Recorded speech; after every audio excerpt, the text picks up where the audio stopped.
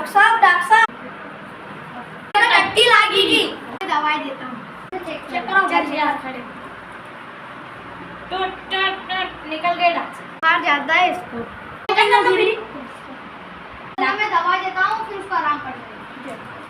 Time पिलाना है, चम्मच हिला के पिलाना है, चम्मच हिला के पिलाना है, और दोपहर को 2 चम्मच हिला के पिलाना है।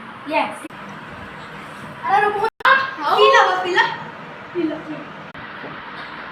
पीला ना का तो आराम ना पीला ना तो आराम तो कच्ची कल जानो पड़ो पाछो डॉक्टर ने दवा पी ले અને चलो बस ना हमने गेट डॉक्टर साहब भी कब पे आराम ही नहीं को याद कर। हां हमने पूरी शिष्य खत्म कर दी देख लो यो सबसे बड़ा उपाय है वहां का कहीं बन्यू की कहीं करो याद को। हां लाल लंगोट पहना दो। आओ लाल लंगोट से कर होयो बड़ी ट्रेन रुक जाती है इससे इसकी लेटरिन कौन सी रखी हुई है। ठीक है डॉक्टर साहब।